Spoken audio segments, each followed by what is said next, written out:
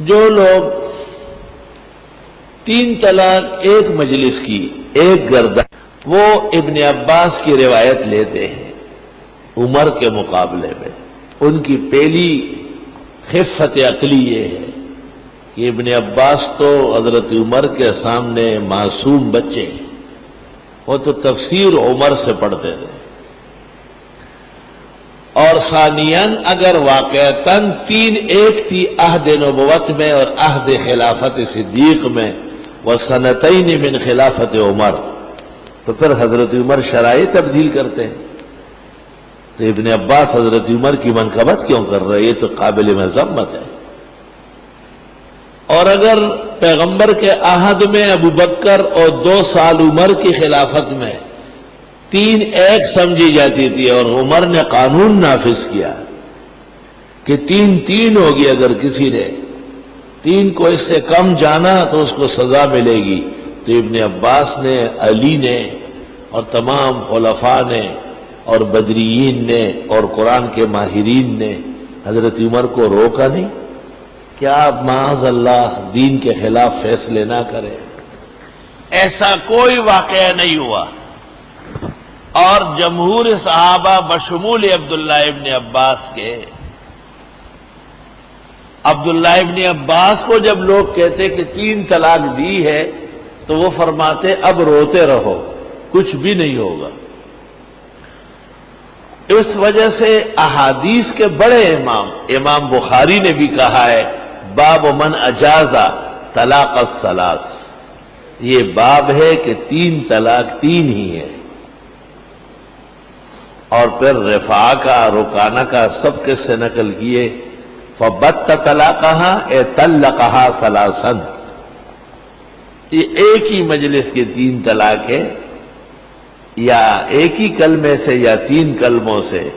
اور احادیث میں، صحابہ کے فتاوی و آثار میں اس میں کوئی فرق نہیں کہ 3 مہینے میں دے یا ایک وقت میں دے، 3 کلموں سے دے یا ایک کلمے سے دے، ایک مجلس کی 3 طلاق ہو یا زندگی کی 3 طلاقیں ہوں، ہر حال میں 3 ہے۔ سب سے بڑی دلیل یہ یاد رکھو کہ جب حضرت عمر کو پتہ چلا کہ کچھ لوگ اس کے خلاف کرتے ہیں، امضینا علیہم، حضرت عمر نے ان پر قانون نافذ کیا۔ قانون وہ بنتا ہے جو قرآن و سنت کے عین مطابق ہو۔ صحابہ کبھی بھی خلاف قرآن، خلاف سنت قانون نہیں بناتے۔ آپ نے وہ روایت نہیں سنی کہ حضرت علی نے عبداللہ ابن عمر سے کہا کہ یہ مسجد میں سو رہا ہے، اس کو اٹھا کے بھگاؤ؟ تو ابن عمر نے کہا مجھے ڈر ہے کہ وَمَنْ أَظْلَمُ مِمَّنْ مَسَاجِدَ اللَّهِ کا مصداق نہ بنو۔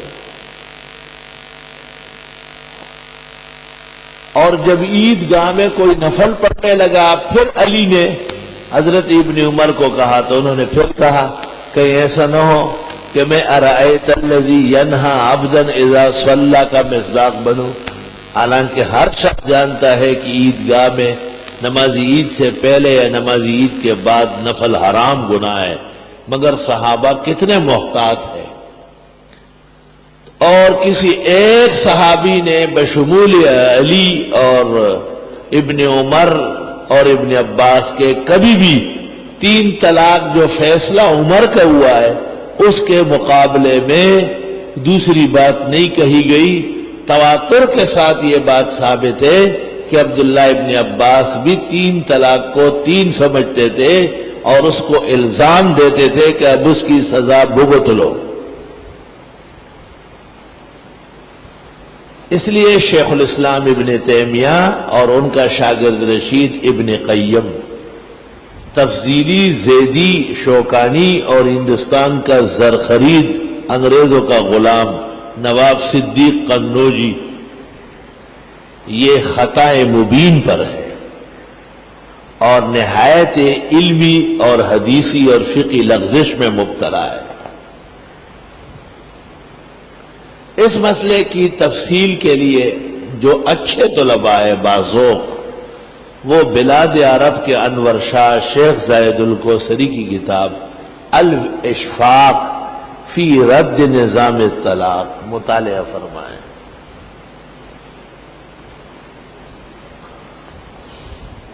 اور جو لوگ عربی سے معذور ہے یا ان کی عربی صلاحیت اچھی نہیں ہے، وہ محقق العصر امام اہل سنہ شیخ الحدیث والتفسیر حضرت مولانا سرفراز خان صاحب کی کتاب عمدۃ الاساس فی حکم طلاق الثلاث مطالعہ فرمائے۔ یہ عمدۃ الاساس کا حوالہ مفتی اعظم پاکستان مفسر کبیر مولانا مفتی شفیع مرحوم نے معارف القرآن میں بھی یہاں دیا ہے۔ غالباً مفتی صاحب سے ذہول ہو گیا، ان کو شیخ کوثری کی کتاب کا حوالہ دینا چاہیے، اور مولانا تقی صاحب کو ہمت کر کے اس جگہ الاشفاق کا ذکر کرنا ہے۔ الاشفاق وہ ہے کہ جب استاذنا المحترم حضرت اقدس بنوری نے اس کو مطالعہ کیا، آپ بہت زیادہ خوش ہوئے۔ فرماتے تھے کہ حضرت الاستاذ مولانا انور شاہ فرماتے تھے، کاش کہ کوئی محقق عالم اجتہادی نظر سے آراستہ مضبوط کتاب لکھے اور ابن تیمیہ اور ابن قیم کی غلطیوں کا جواب دے۔ عام آدمی کا کام نہیں ہے، اس پائے کا آدمی ہو۔ حضرت بنوری فرماتے تھے، مجھے جب مصر میں شیخ زاہد الکوثری نے اپنی کتاب خود پیش کی، حضرت ان سے پڑھنے گئے تھے، واقعہ نصب الرایا اور فیض الباری چاپنے گئے، لیکن جب کوثری کو دیکھا تو ان سے پڑھنے لگ گئے۔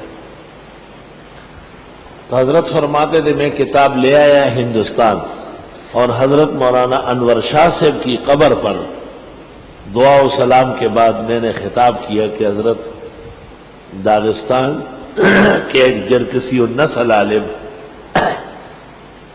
جو سلطنت عثمانیہ کے شیخ الاسلام تھے، آج کل قاہرہ میں ٹھہرے ہوئے، اور انہوں نے وہیں بیٹھ کر کے جامع ازہر کو سیدھا کرنا شروع کیا، اور مفتی محمد عبدہ اور جمال الدین افغانی اور ابن عبد الوہاب نجدی اور ابن تیمیہ کا دجل و تلبیس کا برملا رد کیا ہے۔ اور آپ جو خواہش رکھتے تھے، میں سمجھتا ہوں اس کے مطابق کتاب لکھی گئی ہے۔ حضرت فرماتے تھے کہ بعد میں نے خواب دیکھا کہ مولانا انور شاہ سے بیٹھے ہوئے ہیں اور الاشفاق ہاتھ میں ہے، کبھی یہاں سے دیکھتے کبھی وہاں سے، اور فرماتے ہیں ماشاءاللہ لکھنے کا حق ادا کیا ہے۔ تمام مجتہدین و محدثین کی طرف سے فرض کفایہ ادا کیا ہے، اللہ تعالیٰ جزائے خیر دے۔ حضرت نے فرمایا، میں نے کتاب لے کر قبر انور شاہ پر جانا اور بعد میں حضرت شاہ صاحب کو خواب میں دیکھنا، شیخ زاہد الکوثری کو جا کے مصر میں واقعہ سنایا، تو حضرت نے فرمایا میری تصنیف اللہ کے ہاں مقبول ہو گئی۔ حضرت شاہ صاحب جیسے عالم کا خواب میں اس پر خوش ہونا میری تصنیف کی قبولیت کے لیے کافی ہے۔